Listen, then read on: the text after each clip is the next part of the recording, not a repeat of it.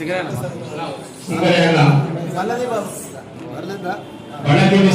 తర్వాత మన ఫోటోలు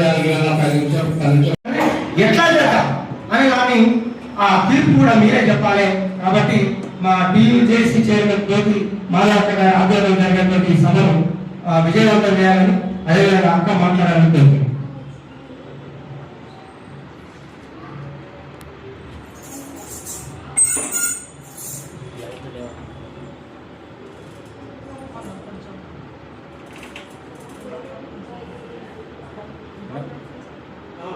అన్న లైట్లే అన్న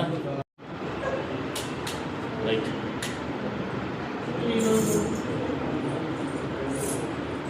గాయకుడు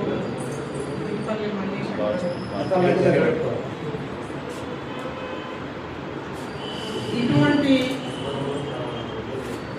సభను ఏర్పాటు చేసుకుంటాము అని అనుకోలేదు.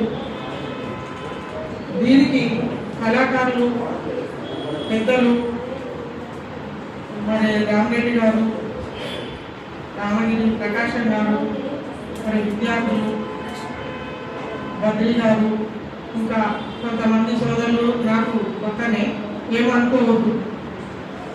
అందరికీ నా ఉద్యమాభివందనలు తెలియజేస్తూ ఈరోజు మల్లేశం గారు తమ్ముడు గిరిపల్లి మల్లేశం లేడు అంటే నమ్మలేని పరిస్థితి.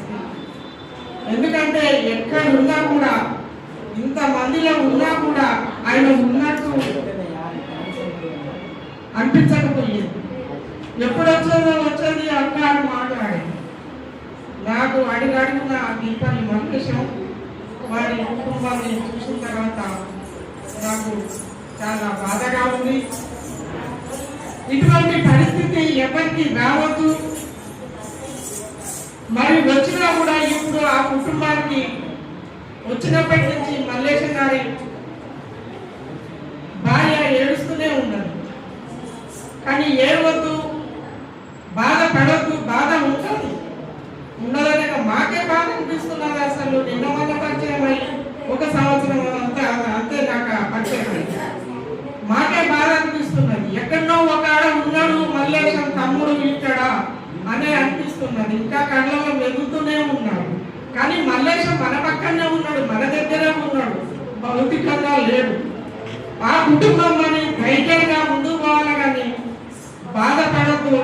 ఆ పిల్లలను చూసుకోవాలి. ఆ కుటుంబం తండ్రి కానీ తల్లి కానీ వారికి ధైర్యం చెప్పి, మరి ఆ ధైర్యమే పెద్ద ఆస్తి. మనం ఎన్ని ఉన్నా, ఎంత డబ్బున్నా, ఎంత ఆస్తులు ఉన్నా, ఏమున్నా ధైర్యమే ముఖ్యం. ధైర్యమే పెద్ద ఆస్తి. గిరిపల్లి మల్లేశం గారు పేరుని మనం కూడా బాధపడుతూ ఎవ్వరు కూడా ఇలాంటి పని చేయొద్దు. ఎవ్వరు కూడా ఇలాంటి పని చేయకుండా ధైర్యంతో ముందుకు నడిపిస్తారు. మరి ఈ కళాకారులు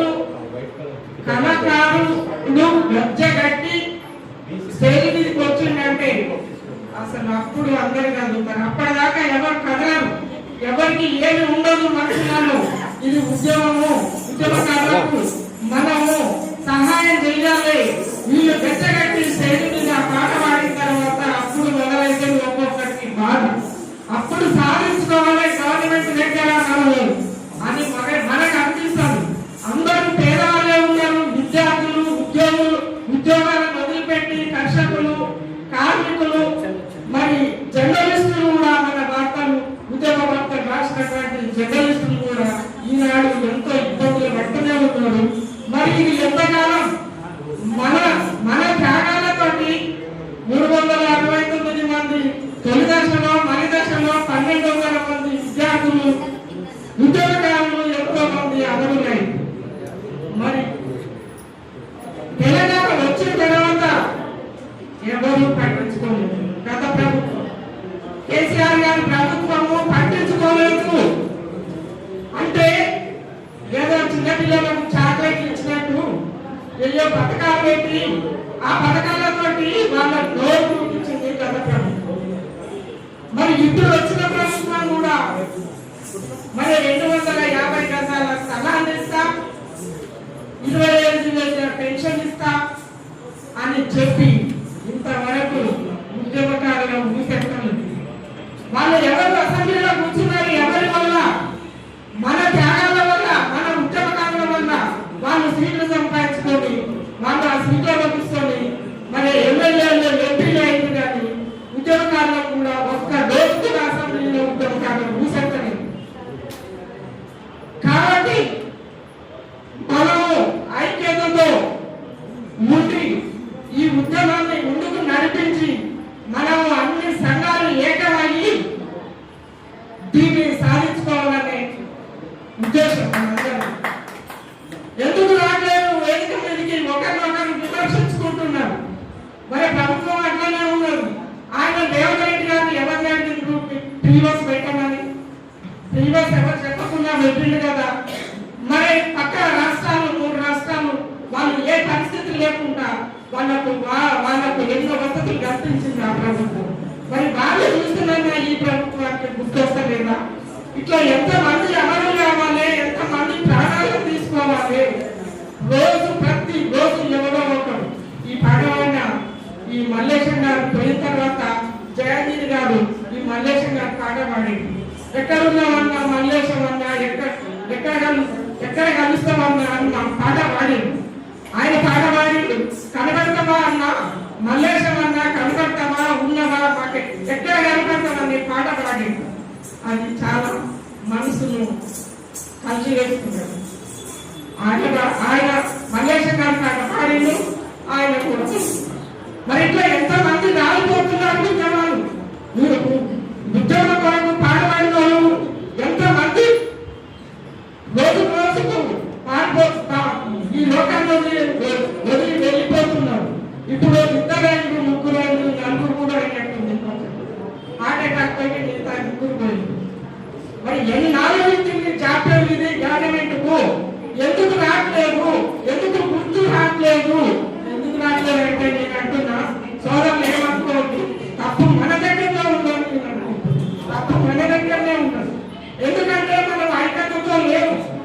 అన్ని సంఘాలు కూడా ఒక వేదిక మీదకి వచ్చి మరి ఐక్యతతో ఉండి ప్రభుత్వం వెంబడే దిగొచ్చే ప్రయత్నం ఉంటుంది. చేస్తున్నాము, మాట్లాడుతున్నాము, మేము చేస్తున్నాము ఇదే రాసేటంటే వెనక ఇదే పరిస్థితి. మరి ఇట్లా ఎన్నాళ్ళు చూద్దాము ఎంతమంది రాలిపోతున్నారు ఉద్యమకారులు.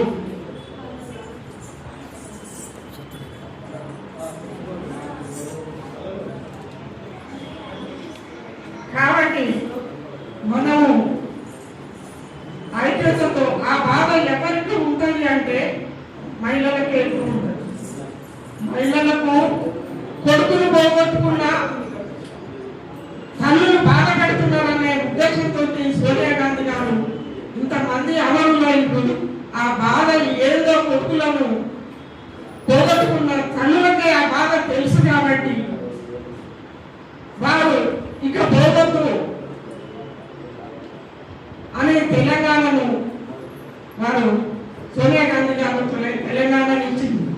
అప్పుడు ఉన్నటువంటి సెంట్రల్ గవర్నమెంట్ సుష్మా స్వరాజ్ గారు వారు సోనియా గాంధీ గారు మరి మనకు సహకరించి మీనా కుమార్ గారు పార్లమెంట్ స్పీకర్. అప్పుడు మీనా కుమార్ గారు అప్పటికీ కూడా ఆ బిల్లును చింపేయాలనే ప్రయత్నం చేసి విజయశాంతి గారు మొత్తం వీళ్ళకి అందరికీ రక్షణ ఉంది ఆ బిల్లును చింపేయకుండా మనకు తెలంగాణ తీసుకొచ్చింది. ముఖ్య పాత్ర వహించింది విజయశాంతి గారు కూడా. కొట్టి మీనా కుమార్ని కొట్టి ఆ బిల్లును చింపేయాలని చూసింది. కానీ అది జరగకుండా మనకు రక్షించింది. మరి ఇచ్చింది మహిళలే. వారికి దెబ్బలు పడకుండా బిల్లును కాపాడింది కూడా ఒక మహిళనే. మనమంతా చేసింది ఒకేకైతే అక్కడ ఆమె చేసింది ఒకే. కాబట్టి దీన్ని ఎవరు కూడా ఉద్యోగకారులను ఎవ్వరు కూడా గుర్తిస్తలేరు. ఆత్మగౌరవాన్ని దెబ్బతీస్తున్నారు. పెళ్లి అంతక 17 ముక్కలు చేసి ఒక బాయిల పడేస్తే ఎవ్వరు కూడా ఆ బాయిలకు తీసేది. ఒక్క గద్దరన్న గారు మొత్తం అవయవాలన్నీ మూటగట్టి బయటికి తీసుకొచ్చి మరి వెళ్ళి లంతక గాంధీ కూడా ఆమె పేరు కూడా తీసుకొస్తాను ఎవరో ఎక్కడో డబ్బు తీసుకొని పాట పాడితే వాళ్ళ విగ్రహాలు తీసుకొచ్చాను, విగ్రహాలు పెడతారట. వీళ్ళ త్యాగాలతో వచ్చిన తెలంగాణ, వీళ్ళ త్యాగాలతో వచ్చిన ప్రభుత్వం ఏర్పరచుకొని మరి ఎందుకు మనల్ని నిర్లక్ష్యం చేస్తున్నారు? ఈ నిర్లక్ష్యం చెయ్యొద్దు. ఇప్పటికైనా గుర్తించి ఉద్యమకారులకు న్యాయం చేయాలని నేను కోరుకుంటాను. మరి మనకు ముఖ్యంగా కావాల్సింది ఇక్కడ సంఘాల ప్రెసిడెంట్ ఉన్నారు, రామన్న గారు కానీ, ఇంకా మిగతా వారు కానీ, వారు రామగిరి ప్రకాశం గారు కానీ, ఉద్యోగకారులు పెద్దలు ఉన్నారు. మరి ఐక్యత ఒకటే మనకు శ్రీరామ రక్ష, ఐక్యత ఒకటే శ్రీరామ రక్ష. మనం ఐక్యతతో పోరాడి సాధించుకొని దీన్ని న్యాయం చేయాలి, స్థలాలు ఇవ్వాలి, పెన్షన్ ఇవ్వాలి, మొదలు గుర్తింపు కార్డులు ఇవ్వాలని మనం ప్రభుత్వాన్ని ఒత్తిడి చేద్దామా, ముందుకు వెళ్దామా, కాదు అంటే డైరెక్ట్ పోదామా? మీరే పెద్దలు చెప్పండి. కానీ ప్రత్యేకంగా ఈ ప్రభుత్వము, ఈ గిరిపల్లి మల్లేశం గారి ప్రభుత్వము వారి కుటుంబాన్ని ప్రత్యేకంగా ఆదుకోవాలి. ఆ ఉద్యోగం ఇస్తారా, ఆ పిల్లలను చదివిస్తారా? ప్రత్యేకమైనటువంటి గవర్నమెంట్ రేవంత్ రెడ్డి గారు ఖచ్చితంగా ఈ మల్లేశం కుటుంబాన్ని ఆదుకోవాలని చెప్పి నేను సెలవు తీసుకుంటున్నాను. చాలా సంతోషంగా అదే విషయంగా ముందుకు